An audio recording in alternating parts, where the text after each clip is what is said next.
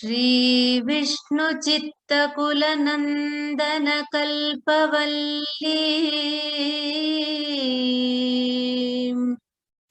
श्रीरंगराज हरिचंदन योगदृश्या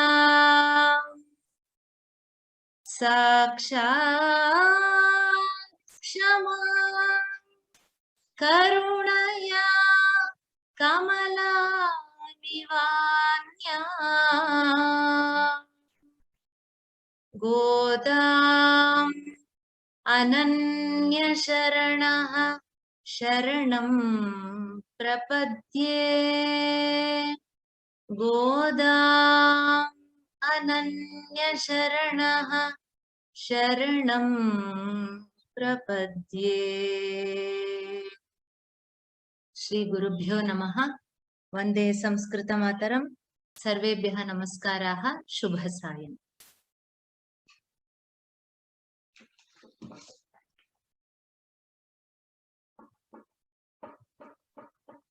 अद्य अहम् आरंभे यं श्लोकम् उक्तवती तद् श्रीमद्वेदान्तदेशिकानां गोदास्तुति इति स्तोत्रगुच्छस्य ध्यानश्लोकम्। गोदायाः मालविकायाः बादरायणसम्बन्धः अस्ति। किञ्चित् एतद् उक्त्वा अद्य अनन्तरम् अग्रे मालविकाग्निमित्रं पश्यामः। बादरायणसम्बन्धविषये उक्तवती। तत्र एका कथा अस्ति। एकः यात्रिकः तस्य शकटिकायां यात्रां प्रस्थितवान्। ग्रीष्मकालः, बहु आतपः, सः अतीव श्रान्तः।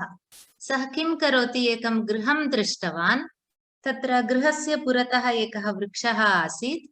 तत्र शकटिकां बद्ध्वा, तत्र वृषभौ बद्ध्वा सः गृहस्थं द्वारं कटकटायितवान्। गृहस्थः आगत्य पश्यति, अतिथिः एषः, स्वागतं व्याहरति। अनन्तरं तस्मै पातुं जलं तत् सर्वं ददाति, भोजनमपि आहारमपि ददाति। अनन्तरं सः कुत्रत्यः तस्य पूर्वोत्तर तस्य परिचयं पृच्छति। तदा सः यात्रिकः वदति, अस्माकं बदरीचक्रं युष्माकं बदरीतरुः बादरायणसम्बन्धात् यूयं यूयं वयं वयम् इति वदति। तस्य अर्थः कः? सः शकटिकायाम् आगतवान्, शकटयाने, शकट द वुडन् दट् कार्ट्। तत्र चक्रं भवति, बृहत् चक्रं भवति। तत् दारु निर्मित चक्रं, दारु काष्ठ इति, तत् मेड् औट् आफ् वुड्। सः वदति, मम शकटस्य चक्रं बदरीवृक्ष दारुणा निर्मितं, काष्ठेन निर्मितं। That cart of my the wheel of my cart is made out of this badari tree. युष्माकं बदरीतरुः, भवतः गृहस्य पुरतः बदरी वृक्षः, that's a type of tree, बदरी इति वृक्षः। भवतः गृहस्य पुरतः बदरी वृक्षः अस्ति। मम शकटस्य चक्रं बदरी वृक्षात् एव कृतम्। एवं सम्बन्धः कः इत्युक्ते बादरायणसम्बन्धः, बदरी इति सम्बन्धः बादरायणः, तद्धित शब्दः बादरायणसम्बन्धः। तद् अतिरिच्य यूयं यूयं वयं वयं, भवान् भवानेव, अहम् अहमेव, एषः एव सम्बन्धः इति उक्तवान्। किमर्थम् एतद् उक्तवती? अद्य अतीव पवित्रदिनं। तत्रापि तमिळ्नाडु, अत्र दक्षिण द्रविड देशीयानां। कारणम् अद्य गोदायाः तिरुनक्षत्रम्, आण्डाळ् तिरुनक्षत्रम् इत्येव अद्य प्रसिद्धम्। गोदाया आण्डाळ् इति एतस्याः नाम गोदा इति। यथा राजर्षेः जनकस्य सीता आसीत्, तथैव पेरियाळ्वार् इति ख्यातस्य श्रीविष्णुचित्तस्य पुत्री एषा गोदा। गां ददाति इति गोदा, सा ज्ञानदायिनी अस्ति। कथं तस्याः आण्डाळ् इति नाम प्राप्तं, किमर्थं ख्यातिः इत्युक्ते, सा किं कृतवती, वाल्लभ्येन बाल्यप्रभृति तस्याः श्रीरङ्गशायिनं रङ्गनाथमेव सा इच्छति स्म। तथैव वाल्लभ्येन तस्य शासनं कृतवती। that means शासनकरणं। तथैव भक्त्या अस्मादृशानां शासनं कृतवती। अतः तस्याः आण्डाळ् इति ख्यातिः अस्ति। सा तिरुप्पावै अनन्तरं नाच्यार् तिरुमळि इति गाथाद्वयं रचितवती। समग्र नालायरप्रबन्धानां सारवद् अस्ति। प्रायः भवन्तः सर्वे एतद्विषये अधिकं जानीयुः। गोदायाः मालविकायाः बादरायणसम्बन्धं किमर्थम् उक्तवती इत्युक्ते गोदास्तुतिः इति वेदान्तदेशिकैः रचितम्। वेदान्तदेशिकाः महाकविना कालिदासेन अत्यन्तं प्रेरिताः।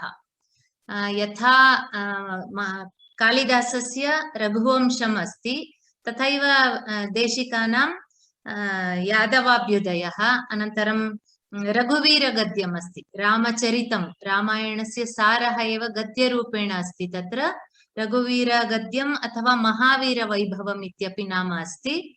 तथैव यथा हंससन्देशः मेघदूतम् अस्ति सन्देशकाव्यं, तथैव देशिकानां हंससन्देशः इति। रामः हंसद्वारा सीतां प्रति सन्देशं प्रेषयति। तदपि मन्दाक्रान्ता वृत्ते एव निबद्धः। देशिकानां स्तोत्रकाव्येषु बहुत्र कालिदासप्रभावं द्रष्टुं शक्यते। पदानां यत्र तद् एक पट्टिका एव निर्मातुं शक्यते। कालिदासकृतिषु यानि पदानि सन्ति तस्य प्रभावः कियदासीदिति देशिकस्तोत्रपठनेन ज्ञायते। वेदान्तदेशिकाः अपि कवितार्किकसिंह इत्येव ख्याताः। अतः ते गोदास्तुतिं रचितवन्तः। कालिदासः उभयोः सम्बन्धः बादरायणसम्बन्धवत्। मालविकायाः अपि मालविकाग्निमित्रं तस्य कृतिः। वेदान्तदेशिकः कालिदासेन प्रेरिताः। एवं तयोः बादरायणसम्बन्धः। एतावदुक्त्वा अद्यतनपाठं वयं पश्यामः।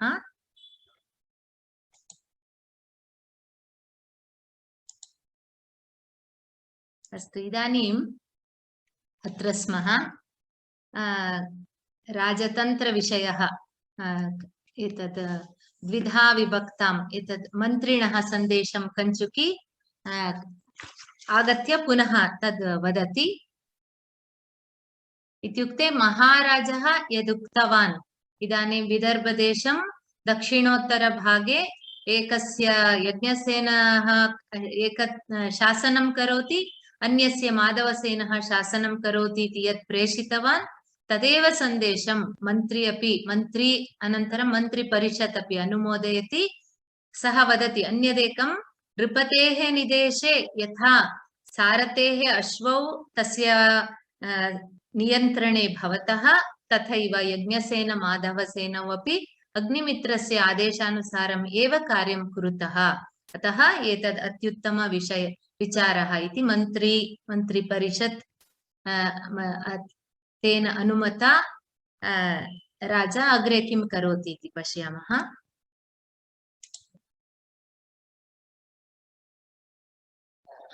अनन्तरं राजा वदति तेन हि मन्त्रिपरिषदं ब्रूहि सेनापतये वीरसेनाय लिख्यतामेवं क्रियतामिति।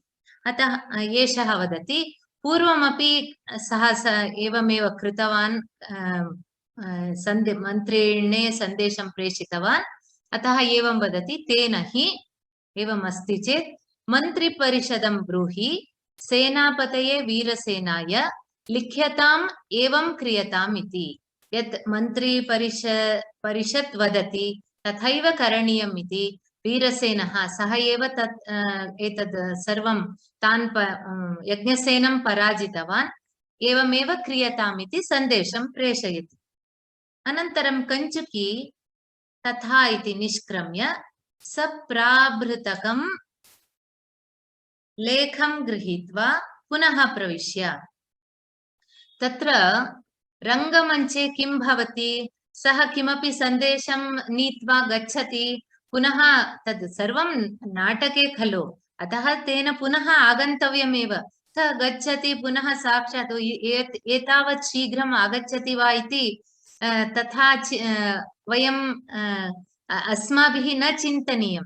यतः सः साक्षात् गच्छति, सन्देशं प्रापयति चेत् कदा आगच्छति, अत्र केवलं प्रतीक्षा भवति। अतः सः गच्छति पुनः आगच्छति तथा इति निष्क्रम्य सप्राभृतकं लेखं गृहीत्वा पुनः प्रविश्य कुत्रचित् सोत्तरीयम् इति अस्ति अग्रे इति मन्ये।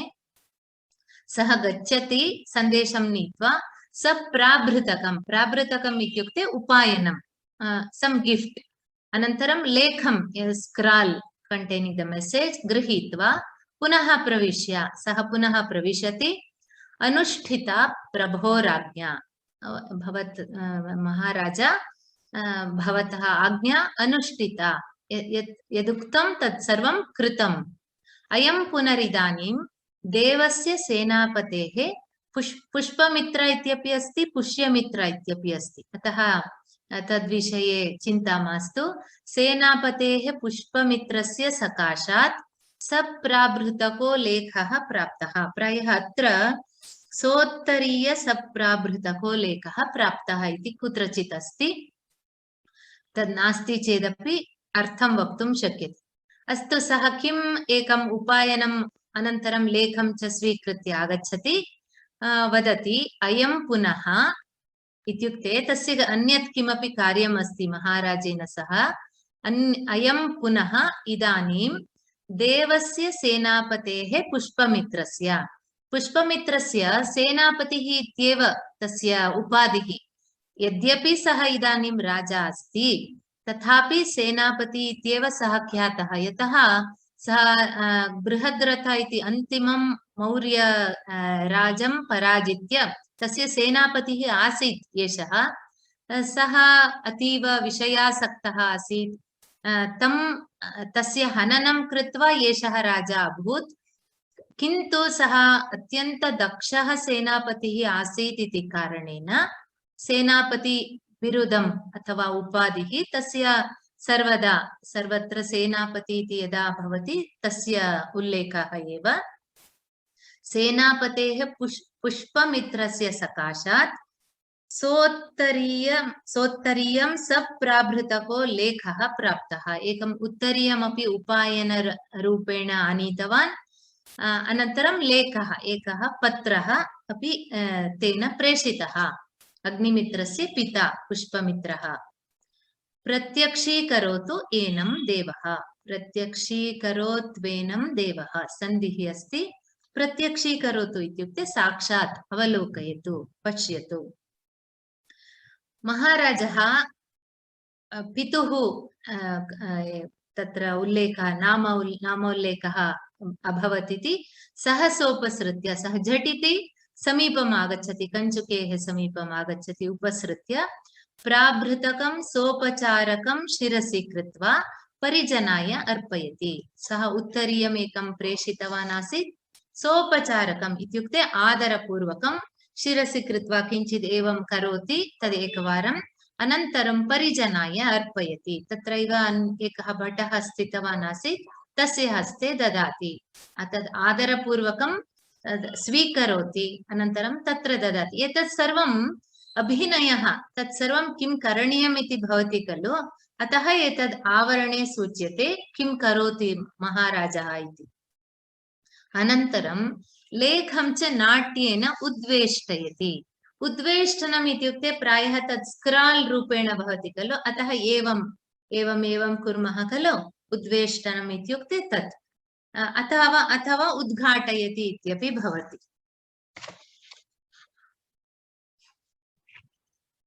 देवी धारिणी तत्रैव अस्ति।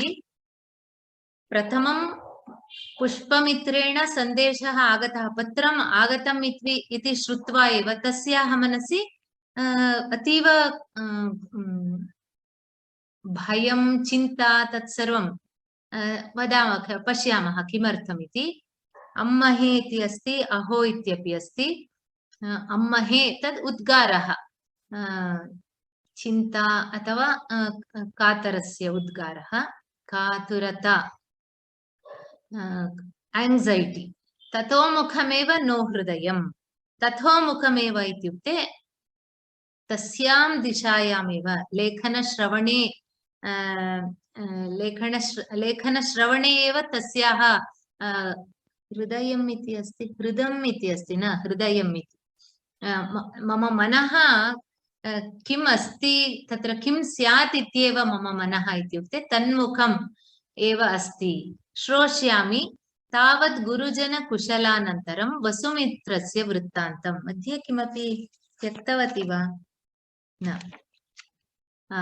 तावत् गुरुजनकुशलानन्तरं वसुमित्रस्य वृत्तान्तं सा तस्याः तु पुत्रस्य विषये श्रोतुम् अतीव उत्सुकता अस्ति किन्तु सा स्वस्याः शिष्टाचारं न विस्मरति श्रोष्यामि तावत् गुरुजनकुशलानन्तरं वसुमित्रस्य वृत्तान्तम् अतः सा वदति प्रथमं पुष्पमित्रस्य कुशलवार्तां श्रुत्वा अनन्तरं मम पुत्रस्य वसुमित्रस्य विषयं वृत्तान्तं तस्य विषये ज्ञातुम् इच्छामि अधिकारे खलु मे पुत्रकः सेनापतिना नियुक्तः अधिकारे इत्युक्ते सः राजा अस्ति पुष्पमित्रः महाराजस्य स्थाने स्थित्वा सः अधिकारी अस्ति शासनम् अथवा आज्ञां कर्तुम् अधिकारे खलु मे पुत्रकः पुत्रः एव पुत्रकः किन्तु अत्र अतिशय प्रीतिः अस्ति अतः कप् प्रत्ययः दट् सफिक्स् कप् दट् इस् एडेड् मे पुत्रकः सेनापतिना नियुक्तः मम पुत्रः वसुमित्रः पुष्पमित्रेण अधिकारे नियुक्तः सः अश्वमेध यज्ञस्य यज्ञाश्वरक्षणार्थं नियुक्तः खलु पूर्वं तत् सर्वं वयं पठितवन्तः अतः प्रथमं पुष्पमित्रस्य कुशलवार्तां श्रुत्वा झटिति तदनुक्षणमेव अहं पुत्रस्य विषये श्रोतुम् इच्छामि इति वदति राजा उपविश्य वाचयति अत्र एतदपि अतीव प्रारम्भे प्रथमाङ्के एकम् एवमेव यज्ञसेनस्य सन्देशः प्राप्तः पुनः अग्रे तत्र केवलं यज्ञसेनः सः इतोपि युवकः तदनुगुणं तस्य वयोनुगुणं तस्मिन् पत्रे किम् आसीत् एवमेवं क्रियतां नो चेत् अहम् एवं करोमि तस्य वयोनुगुणं केवलं रोषः एव अधिकतया दृष्टः माधवसेनः मोचयितव्यः इति यदि भवान् वदति मम शालः मौर्यसचिवः मोचयितव्यः नो चेत् एवम् आक्रमणम् एवं किमपि लिखितवान् आसीत् किन्तु एषः पुष्पमित्रः एषः ज्येष्ठः तस्य पत्रं पश्यन्तु एतत् this is one of the few letters that have been survived in record of Sanskrit literature and one can study the style here style in which a letter ought to be written swasti arambe eva swasti purvakam swasti in the beginning is though it's merely a formal expression it suggests auspiciousness also purvam yada patram usually it was a postcard samapatram tatra वामभागे कोणे क्षेमं स्वस्ति एवं भवति स्म मध्ये श्रीः अनन्तरं स्थलं दिनाङ्कः एवं भवति स्म प्रायः वयं बालानां शालायां यदा पत्रलेखनं पाठयामः संस्कृतपत्राणि एवमेव भवन्ति other than official letters these letters usually carry all these kshemam or swasti anantaram madhye kimapi shrihi iti दिनाङ्कः स्थलम् एतत् सर्वं सकाशात् सविधे फ्रम् एण्ड् टु एतत् सर्वं लिखित्वा अनन्तरं विषयः भवति एवमेव अत्रापि पुष्पमित्रः एवं लिखितवान् अस्ति दीर्घपत्रं पश्यामः किं प्रेषितवान् अस्ति इति स्वस्ति सर्वं कुशलम् इति मङ्गलकरम् यज्ञशरणात् सेनापतिः पुष्पमित्रो वैदिशस्थं पुत्रम् आयुष्मन्तम् अग्निमित्रं स्नेहात् परिष्वज्य अनुदर्शयति एतावत् पर्यन्तं कः लिखन् अस्ति? यज्ञशरणात् सेनापतिः। यज्ञशरणः इत्युक्ते यज्ञशाला। कुतः लिखन् अस्ति? स्थलम् इति सः कुत्र अस्ति इति एतेन सूचितः भवति। यज्ञशरणात् यज्ञशालातः यज्ञशालायाः सेनापतिः पुष्पमित्रः वैदिशस्तं पुत्रम् आयुष्मन्तम् अग्निमित्रम्। वैदिशस्तं विदिशा राज्ये भवं स्थितं वैदिशस्तं विदिशा भवः वैदिशः वैदिशस्थं तत्र स्थितम् इति अर्थं ददाति। पुत्रम् आयुष्मन्तम् अग्निमित्रम् चिरञ्जीवी इति वदामः खलु तथा आयुष्मन्तम् अग्निमित्रम् स्नेहात् परिष्वज्य प्रीत्या आलिङ्ग्य अनुदर्शयति। एवं इदानीं यत् कथ्यमान विषयः अस्ति तद्विषये पुरतः लिखति। विदितमस्तु एवं ज्ञातमस्तु भवते।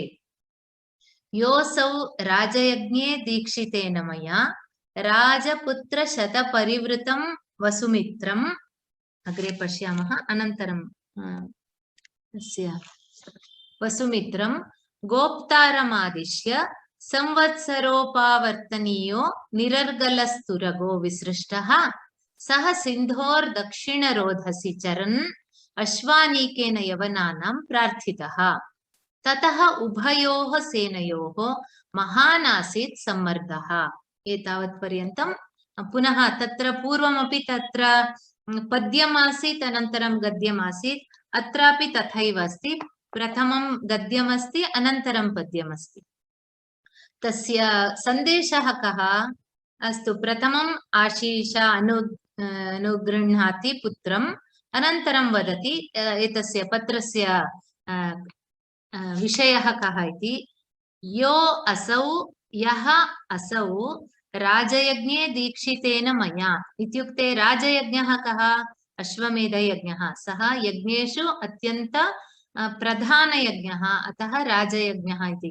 कुत्रचित् पाठान्तरेषु राजसूययज्ञ इत्यपि अस्ति। तन्न भवति, यतः राजसूययज्ञे अश्वस्य प्रस्तावः न भवति, अतः राजयज्ञः इति। यतः यज्ञेषु वाजपेय, राजसूय, सौत्रामणि, अनन्तरम् अश्वमेधः एव प्रधानः यज्ञः। अतः तस्य राजयज्ञ इत्येव तस्य नाम अस्ति। दीक्षितेन मया, यज्ञदीक्षितः सः इत्युक्ते सः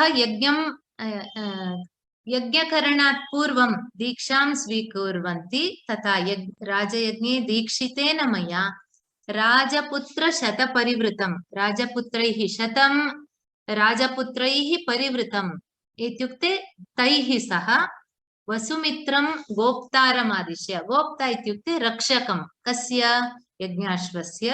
गोप्तारम् आदिश्य, गोप्तारम् इत्युक्ते यज्ञाश्वस्य रक्षकम् इति नियोज्य संवत्सरोपावर्तनीयो, संवत्सर एकवर्षपर्यन्तं सः अश्वः सर्वत्र भ्रमणं कृत्वा अनन्तरं पुनः यदि निरर्गलः, किमपि unchecked, without any stopping, किमपि निरर्गलः इत्युक्ते तस्य अश्वं केनापि बध्नातुं न शक्यते। यदि तथा बन्धनं करोति पुनः तेन सह युद्धं भवति, तत् सर्वम् अस्ति। यः विजयी भवति, यदि एते रक्षकाः अनन्तरं ये बन्धनं कुर्वन्ति तेषु एते एव विजयिनः भवन्ति, पुनः अश्वः अग्रे गच्छति। एषः एव क्रमः। अतः संवत्सरोपावर्तनीयो, उपावर्तनीयः इत्युक्ते संवत्सरानन्तरं प्रत्यागन्तव्यम्, उपावर्तनीयः। निरर्गलः तुरगः, तुरगः इत्युक्ते अश्वः, निरर्गलः यस्य कुत्रापि नियन्त्रणं नास्ति, तादृशः विसृष्टः, मोचितः, मुक्तः सः अश्वः सिन्धोः दक्षिणरोधसी। सिन्धु इति तत्र इण्डस् रिवर् न भवति, माल्वदेशस्य नदी। सिन्धोः दक्षिणरोधसी, दक्षिणतीरे चरन्, अश्वः तत्र चरन् आसीत्। अश्वानीकेन यवनानां प्रार्थितः। तत्र अश्वानीक इत्युक्ते द कैवलरी रेजिमेंट, यवनाः इत्युक्ते Greek, the Greek are called as यवना. Even in Mahabharata, Ramayana, a mention of Yavana Shabdaha, Yavanas are grouped with Kambhoja, Kirata, Shakas and Pallavas, and they are spoken as living a life of Dasyu, the Dakites. They were also called as Grudras because of their, basically their nature. They were barbarians. Mlechaha ityapi tesham अन्यनाम भवति. They were very, very merciless and barbaric in their behavior, and they were as invaders, they were without any pity or kindness, mercy. अतः यवनानां प्रार्थितः, अत्र प्रार्थितः इत्युक्ते सः अश्वः निगृहीतः. ततः उभयोः सेनयोः महान् आसीत् सम्मर्दः. यवनैः सह वसुमित्र तथा 100 रक्षकाः ये आसन्, तयोः मध्ये महान् सम्मर्दः. सम्मर्दः वेरी टुमल्टस् बैटल, महान् युद्धवत् युद्धः जातः. देव्याः बहु चिन्ता भवति, विषादं निरूपयति. तस्याः तु मनसि पुत्रस्य का गतिः इति विषये चिन्ता अस्ति. अतः सहजतया विषादं निरूपयति. एतद् अभिनयेन एवं करोति. कथम् ईदृशं संवृत्तं शेषं पुनः वाचयति. सः मध्ये चिन्तयति, ओ कथम् एवं संवृत्तम्, एवम् अभवत्. शेषम् इत्युक्ते पत्रस्य अवशिष्टं भागं पुनः वाचयति. अग्रे तत्र कोऽपि वाचकः अस्ति, अग्रे पठ्यताम् इति वदति. ततः परान् पराजित्य वसुमित्रेण धन्विना प्रसह्य ह्रियमाणो मे वाजिराजो निवर्तितः. ह्रियमाणो इत्यपि अस्ति, प्रसह्यानीयमानो, नीयमानो इत्यपि अस्ति. ततः पुनः एकवारं पठामि.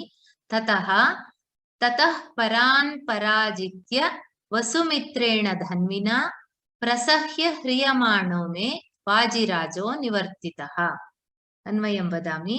ततः धन्विना वसुमित्रेण परान् पराजित्य प्रसह्य ह्रियमाणः मे वाजिराजः निवर्तितः.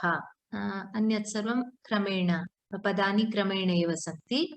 ततः अनन्तरं तस्य एतद् वदामि वा?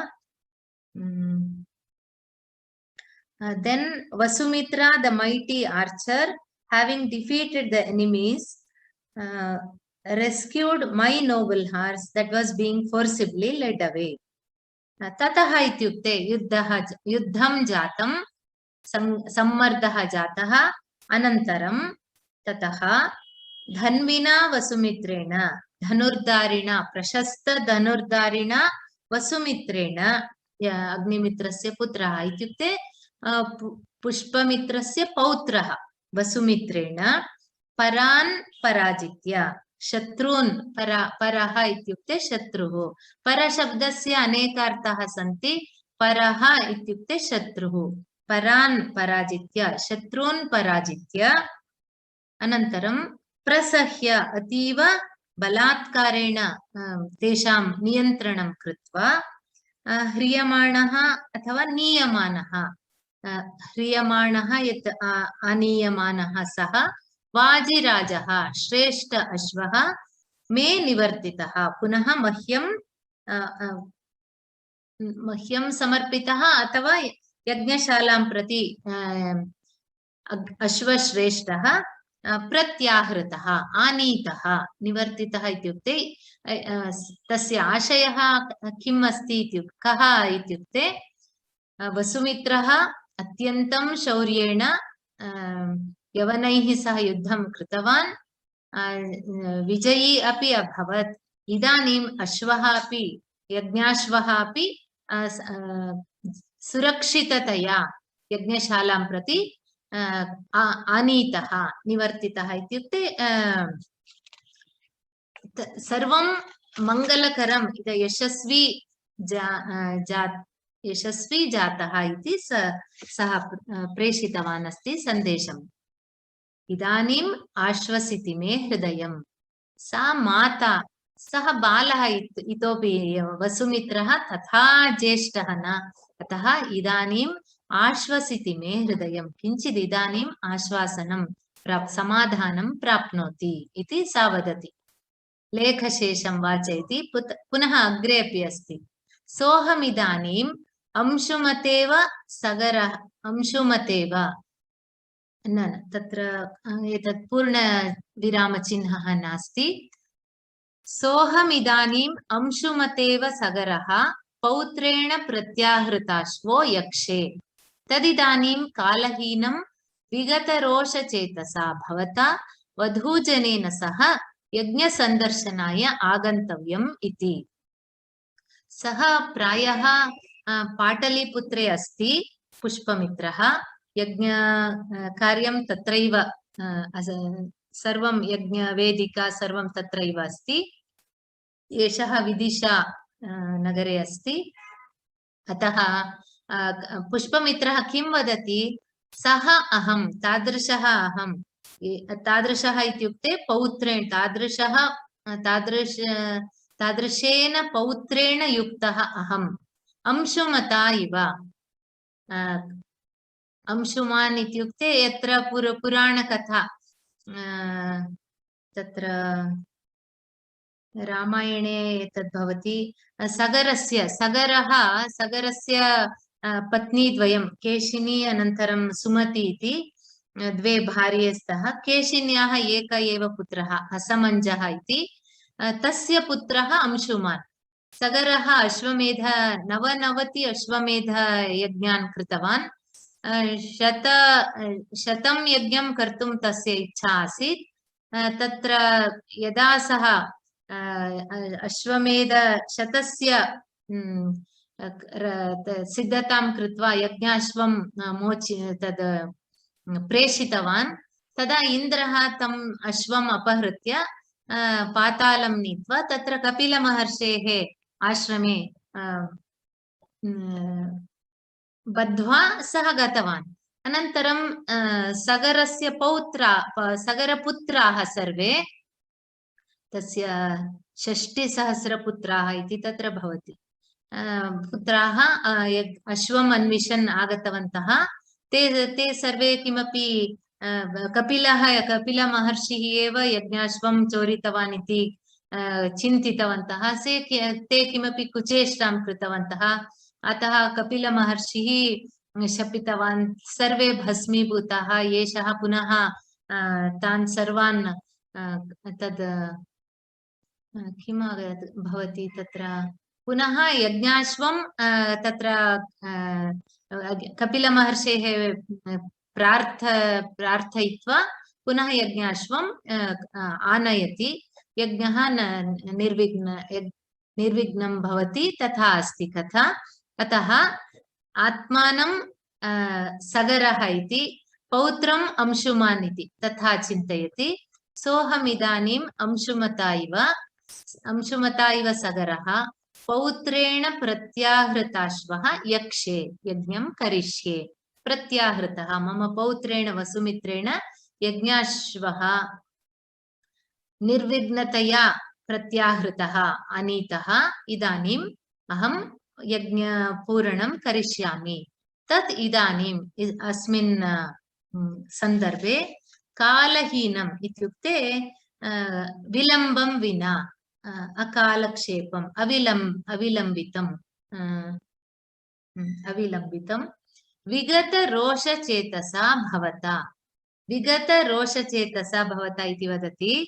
तस्य प्रायः तत्र कारणानि, तत्र व्याख्याने कारणद्वयम् उच्यते। एकं तु वसुमित्रः इतोपि बालकः। प्रायः अग्निमित्रः वसुमित्रं यज्ञाश्वरक्षणार्थं प्रेषयितुं न इच्छति स्म, किन्तु पितुः आदेशस्य उल्लङ्घनं कर्तुमपि न शक्तवान्। अतः तद्विषये असमाधानम् आसीत् तस्य मनसि।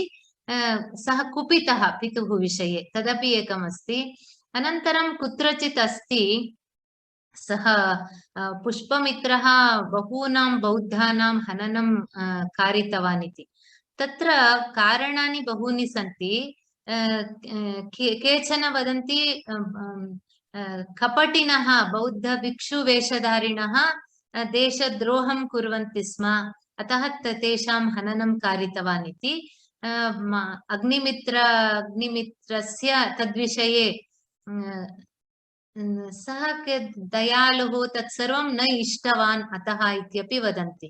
कारणं यत्किमपि भवतु, अत्र वसुमित्रस्य विषये युक्तं भवति, यतः सः इतोपि बालः। तत्र रामायणे अपि भवति खलु, विश्वामित्रस्य यज्ञरक्षणार्थं यदा सः दशरथं प्रार्थयति रामलक्ष्मणौ प्रेषयतु इति, सः ऊनषोडश वर्षो मे रामो राजीवलोचनः एवं वदति। तस्य मनसि इतोपि बालः, कथं वा यज्ञरक्षणार्थं रामं प्रेषयिष्यामि इति दशरथस्य चिन्ता। प्रायः पितुः अग्निमित्रस्य सा एव चिन्ता स्यात्। अतः तस्य मनसि रोषः, तादृशी भावना आसीत्। अतः पुष्पमित्रः तदपि प्रेषयति विगत रोषचेतसा, without having any anger or any unpleasant feelings, भवता वधूजनेन सह, इत्युक्ते धारिण्या राज्ञीभिः सह यज्ञसन्दर्शनाय आगन्तव्यम् इति एषः सन्देशः पत्रे एवं लिखितमासीत्। अनुगृहीतोऽस्मि इति राजा वदति। अत्रापि पंक्तिः किञ्चित् उपरि गतमस्ति। राजा अनुगृहीतोऽस्मि इति वदति। अनन्तरं परिव्राजिकायाः वाक्यमेतत्। दिष्ट्या पुत्रविजयेन दम्पती वर्धेते, सा अपि अतीव सन्तुष्टा। अतः धारिणी सन्तुष्टा खलु, अतः परिव्राजिका वदति दिष्ट्या भाग्यवशात् पुत्रविजयेन दम्पती वर्धेते, इत्युक्ते उभावपि दम्पती पुत्रविजयेन वर्धेते इत्युक्ते इदानीम् अतीव मङ्गलकरी वार्ता अस्ति, वर्धताम् इति तत् शुभाशिषः वदति। देवीं विलोक्य सा श्लोकमेकं वदति।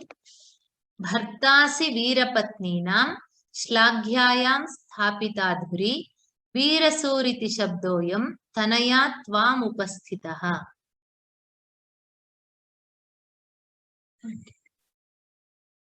भर्तासि वीरपत्नीनां श्लाघ्यायां स्थापिता धुरी, वीरसूरिति शब्दोऽयं तनयात् त्वाम् उपस्थितः। अनुष्टुप् छन्दः। अन्वयं वदामि। भर्ता वीरपत्नीनां श्लाघ्यायां धुरी स्थापिता असि। प्रथम पादं पुनरेकवारं वदामि। भर्त्रा वीरपत्नीनां श्लाघ्यायां धुरी स्थापिता असि। वीरसूः इति, वीरसूरिति अस्ति खलु, तत्र विसर्गरेफ सन्धिः। वीरसूः इति अयं शब्दः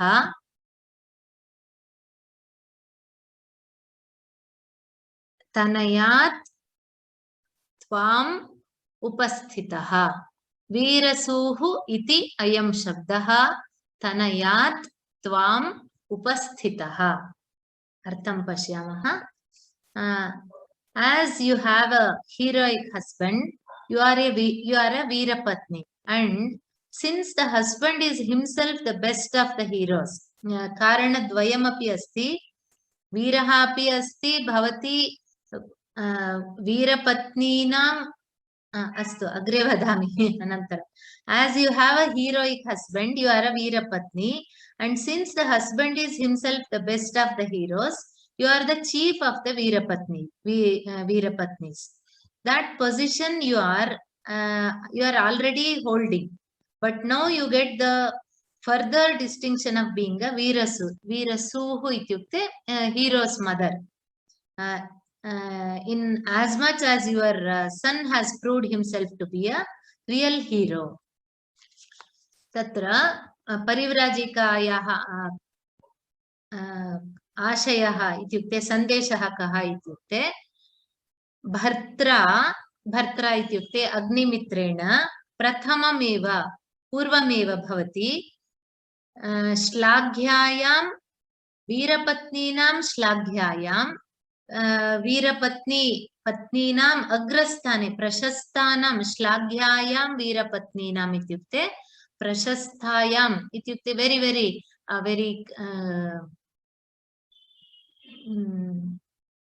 वेरी ग्रेट पोस्ट श्लाघ्यायां वीरपत्नीनां धुरि स्थापिता अस्ति. धुरि इत्युक्ते लाइक हेड ऑफ धुरि प्रतिष्ठापितव्य एव तादृशः शिक्षकः इति वयं पठितवन्तः. यः पठने पाठने यः उभयता निपुणः अस्ति तादृशः शिक्षकः शिक्षकाणां धुरि स्थापयितव्य एव इति वदति. एवमेव भवती तु प्रथमं भवति अग्निमित्रः वीरः तस्य पत्नी इति कारणेन वीरपत्नी.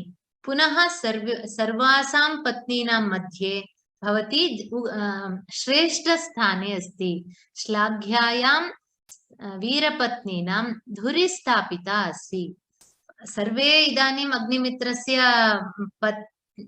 पत्न्यः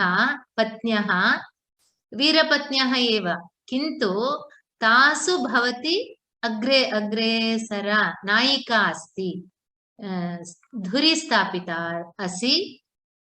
किन्तु इदानीं वीरसूः इति अयं शब्दः, वीरसूः वीरमाता इति एषः शब्दः तनयात् त्वाम् उपस्थितः. वसुमित्र सदृश पुत्रस्य कारणेन इदानीं वीरसूः इति उपाधिं पदवीं प्राप्तवती अस्ति. इत्युक्ते भवती निश्चयेन धन्या अस्ति, त्वं धन्यासि. यतः वीरपत्नी इति पदवीं तु प्राप्तवती एव पूर्वमेव, इदानीं नूतनमेकं वीरमाता इति पदवीमपि प्राप्तवती इति वदति.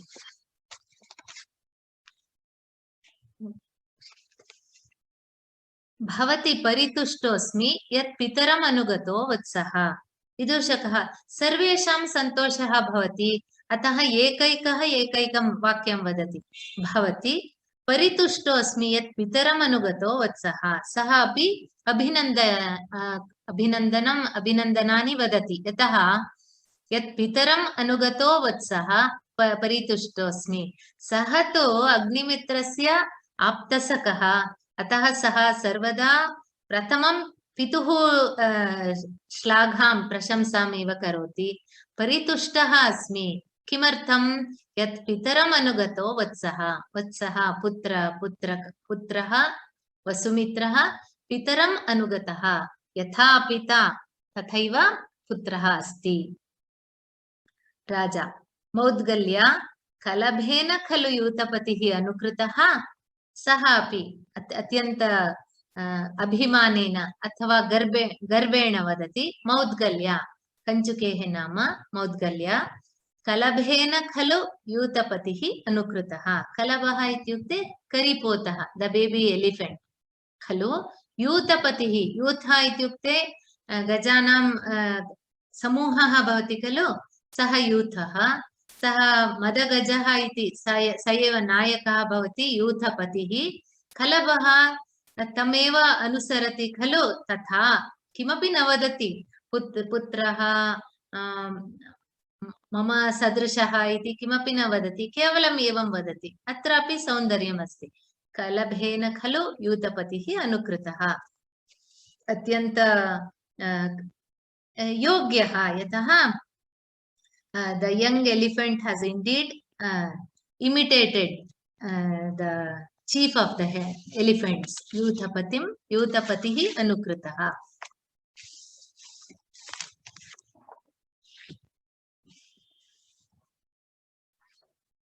तदा कञ्चुकी वदति नैतावता वीरविजृम्भितेन चित्तस्य नो विस्मयमादधाति यस्या प्रधृष्यः प्रभवस्वमुच्चैः वह्नेरपां दग्धुरिवोरु जन्म. नैतावता वीरविजृम्भितेन चित्तस्य नो विस्मयमादधाति यस्या प्रधृष्यः प्रभवस्वमुच्चैः वह्नेरपां दग्धुरिवोरु जन्म. न एतावता वीरविजृम्भितेन चित्तस्य नः विस्मयम् आदधाति यस्य अप्रधृष्यः प्रभवः त्वम् उच्चैः वह्नेः अपां दग्धुः इव ऊरुजन्म. अन्वयं वदामि. अत्र इन्द्रवज्र वृत्तमस्ति. 11 अक्षराणि. नैतावता वीरविजृम्भितेन, अत्र क्षम्यताम्, न इति पदम् अनन्तरं योजयन्तु. एतावता प्रथमपदम्. एतावता वीरविजृम्भितेन नः चित्तस्य विस्मयं न आदधाति. पुनः वदामि. एतावता वीरविजृम्भितेन नः चित्तस्य विस्मयं न आदधाति. एवम् अन्वयक्रमेण योजनेन अर्थः बहु अतीव सुलभं भवति. अर्थस्य सौलभ्यम् अस्ति. एवं किञ्चित् तत्र पदानाम् अर्थः ज्ञायते चेत् अतीव सुलभमेव भवति. एतावता वीरविजृम्भितेन नः चित्तस्य विस्मयं न आदधाति. द्वितीयार्धं वदामि. अपां दग्धुः वह्नेः इव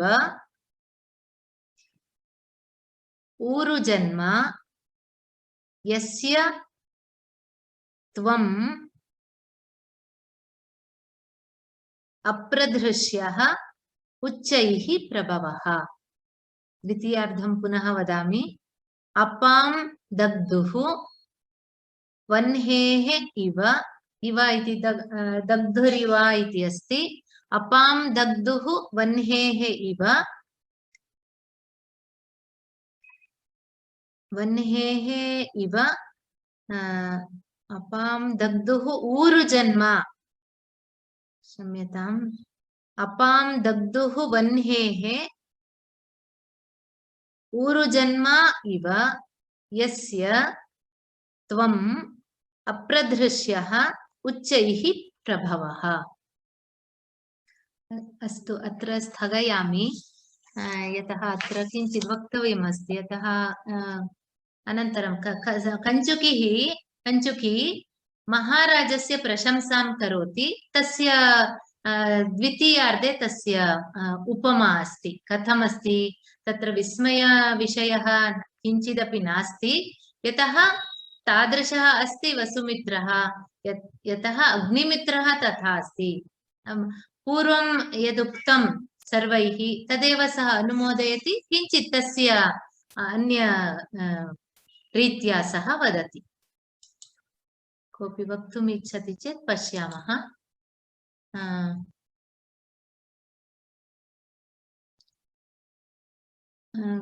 वक्तुम् इच्छति वा? प्रथमं प्रश्नान्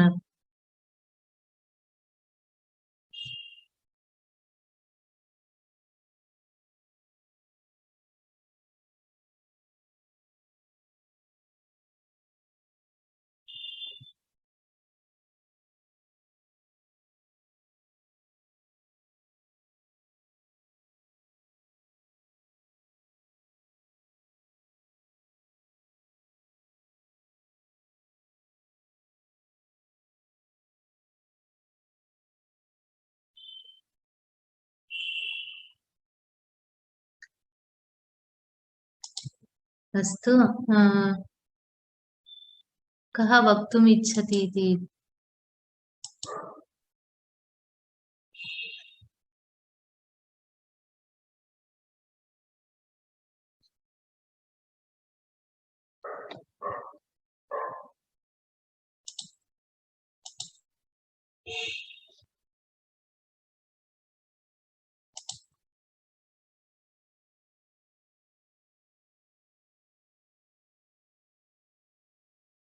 क्षणम् एतत् कोऽपि इच्छति वा वक्तुं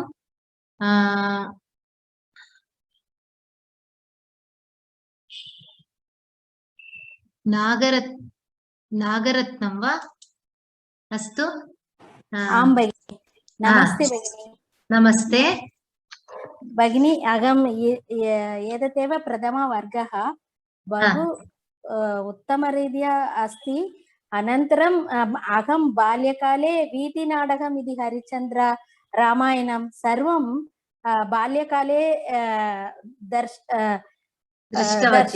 दृष्टवती आं भगिनि तादृशं बाल्यकाल ज्ञापकं सर्वम् आगच्छति पूर्णरात्रौ पूर्णम् अत्र स्थित्वा नाटकं यत्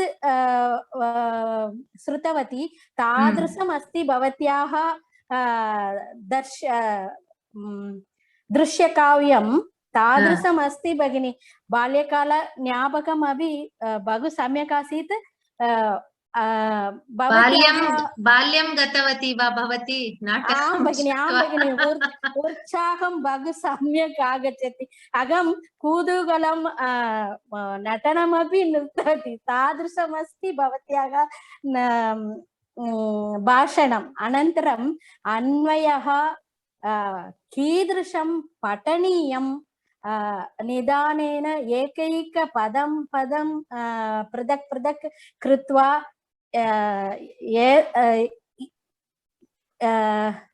पदं श्रुत्वा अन्वयं कृत्वा अहं बहु एन्जाय् कृतवती भगिनि तादृशं भगिनि भवती कुत्र सेलं नगरे तमिळ्नाडु राज्ये सेलं नगरे वसामि भगिनि इदानीं प्रथमवर्गम् एतत् नाटकं संस्कृतं बहु सम्यक् वदति भगिनि प्रमोदः धन्यवादः भगिनि अनन्तरं एककालम् आगच्छति चेत् भवत्याः रीत्या वयमपि पठितुं शक्यते वा इति निश्चयेन सर्वैः शक्यते यदि आसक्तिः अस्ति तदा दोषः भवति वा न वा तथा न चिन्तयतु यावत् शक्ति यथामति उत्तम विषयं वदामः तथा आरम्भं करोतु भगिनी पाठनेन एव अस्माकमपि पठनं भवति बहु धन्यवादाः भगिनी धन्यवादः भगिनी बहु धन्यवादः भगिनी अनिल तत्र अरुण कुलकर्णी इति अस्ति अरुण महोदय वदति वा अरुण महोदय न श्रूयते सः तद्दिनेपि प्रार्थितवान् अट्लाण्टा नगरतः सः वक्तुम् इच्छति शक्यते वा महोदय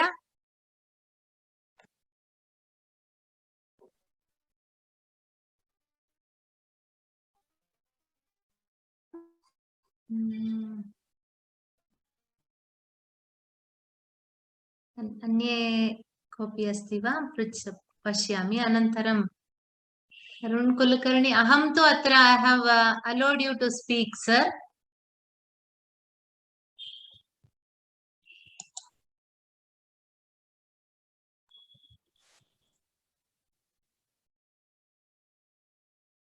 महोदयस्य अत्र तु अहं कृतवती न जाने तस्य का समस्या इति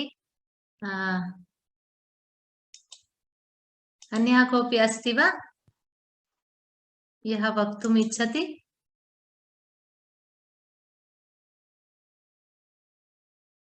प्रीति भगिनी इच्छति वा किमपि वक्तुम् अरुण कुलकर्णी वदति वा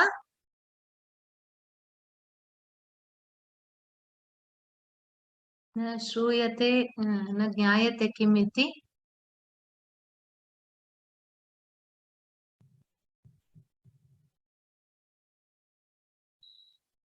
किं कुर्मः अन्यः अस्ति वा पश्यामि नो चेत्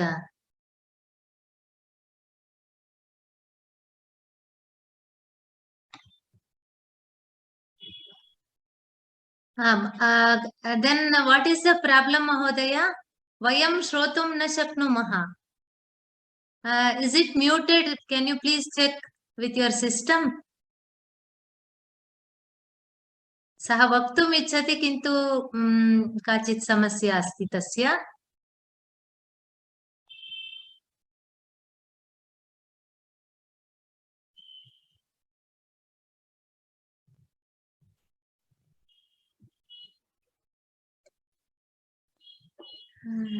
किमपि I think you can send through chat महोदय अहम् उत्तरं वदामि यदि न शक्यते रीति भगिनी वक्तुम् इच्छति वा निश्चयेन वदतु sadly I can't speak fluently in Sanskrit. चिन्ता नास्ति So I will speak in English. I do excuse me, everybody. I am a beginner in Sanskrit, and for the last 4 years I've been studying Sanskrit. And in fact, I did my GCSE and international GCSE from St. James School. Only 3 years ago I finished my A level. However, my Sanskrit knowledge is very, very limited. However, going back to my childhood, I was born and brought up in Odisha state, and I saw my first introduction to Kalidasa was the dance drama Meghadutam. And my mother explained the story to us, and of course it was very beautifully danced in Odishi style. And since then, I mean, there are lots of references in this story, the play, about Chataka. My mother told us, we used to hear the Chataka when we were little. And we said, why does the bird cry like this? She told us, if you don't offer water, somebody asks you for water, you will be reincarnated as a Chataka, and you can only drink when it rains. And it was a horrible punishment. So, and my brother used to tease us. He used to say, go and get me some glass of water. So he knew we would have to do it. We used to grumble and offer him the water because we were scared of being the Chataka. That's very interesting. And then when Dr. Vasuki first introduced the class about the mridangam, the way the mridanga reminds you of the clouds, the peacock's call, all of that brought back a lot of memories, including the cuckoo. And that's all of, for example, nerves connect from we hear and we make mental images. Perhaps we can see from films, we can see, image, the image also makes sense. But here we are listening to the story and yet making up fantastic images and cross connections as well. So it's almost a synergistic way in which you communicate, you see, and you make up the imagery, as lots of people have commented. And that was exactly my experience as well. And I could see Malavika dance, I could hear the mridangam, I could hear the pressure, I could feel the anger of the second queen. That Bhavati tu sahridaya asti, ataha evam you can see samana hridayinaha yada bhavamaha tada prayaha evam bhavati. No, but your voice also made it so convenient for us to make those connections, you see, cross connections. And then I must thank the gentleman who explained about the sandalwood paste. I checked up the sandalwood paste because I'm a plant scientist, and I found, yes, in fact, there's a lot of work being done on sandalwood oil. Anchana iti tad sa bhagini tadine ha. So please do recommend people who who are suffering from cancer, perhaps to try sandalwood oil. I'm sure it would not do that much harm. And perhaps you could also ask for a Vaidya to give his or her explanation. And you feel the heat I felt the heat of the summer. I saw the flowers of Ashoka and the flowers on the floor of the garden. The king, the queen being really cross with her husband because he was flirting with another young woman. All that was like a film. I tell you, it was beautifully experienced. It was very, very nice, in fact. And then I've just learnt about how, you see, Kalidasa seemed to have a microscopic, minute observational skills. He knew physics, he knew chemistry, he knew, there was early on, there was that Chinna, but what is it called? Something Chinna. It cleaned up all the dirt in the water, so it was clear enough. Kataka bija. That's right, and that was something that I didn't know. It's an electrolyte in the seeds. Yes, and you are an expert in biochemistry. No, So naturally, you are. I'm interested in plant sciences, so it was very, very useful for me to learn all of these things and to know that some plants, like trees, can respond to human beings just as much as we respond to them. They exude chemicals which are beneficial for us and for protection for themselves as well. Plants pack their seeds for future generations with all the necessary items that is needed for them to live an independent life, just as we would prepare our children as well to nourish them, to fulfill them, to make sure that they can live their lives after we die. So our relationships are very, very close. This is really, really beautiful. So it's synesthesia is where you can taste sounds, you can see the colors from sounds, and that came very vividly to me in this thing so far. It's been a fantastic experience, and I never thought I'd understand this much, but I'm very, very grateful. बहु धन्यवादाः भगिनी. Thank you very much. अत्युत्तमम् उक्तवती, बहु विषयान् उक्तवती. तदेव यतः भवत्याः अपि तथैव you have that keen observation. That's why you are able to put it in a right way. धन्यवादाः भगिनी. अरुण महोदयस्य अहम् unmute, can you please unmute and सः वक्तुम् इच्छति, किन्तु अत्र न अहम् अत्र किं करोमि, मया यत् करणीयं तत् कृतम् अस्ति मया. महोदय अस्ति वा, अरुण महोदय? He has some other technique. From my side, I have allowed him to speak. Astu. Agre pashyam, agrima saptahe pashyamah. Yadi vaktum shaknoti chet vadatu mahodaya, Arun mahodaya.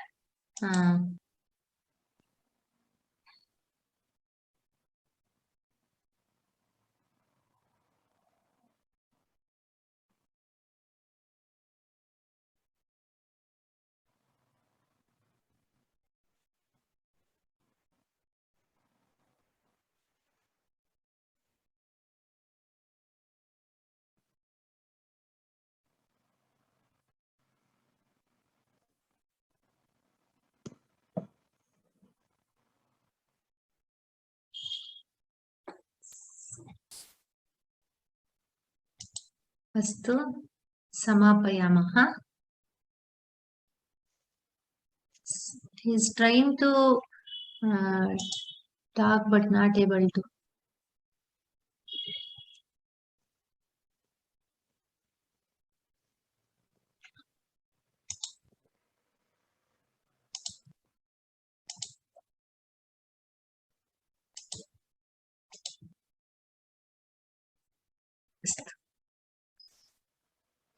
सर्वे भवन्तु सुखिनः, सर्वे सन्तु निरामयाः, सर्वे भद्राणि पश्यन्तु, मा कश्चित् दुःखभाग् भवेत्. ओम शान्ति शान्ति शान्तिः. धन्यवादाः. शुभरात्रिः. अग्रिमावधौ पुनर्मिलामः. प्रायः सोमवासरे नाटकस्य पाठ्यभागः समाप्तं भवति. अनन्तरं बुधवासरे किञ्चित् यद् अवशिष्टं किमपि अस्ति चेत् वदिष्यामि. पश्यामः। अस्तु, शुभरात्रिः।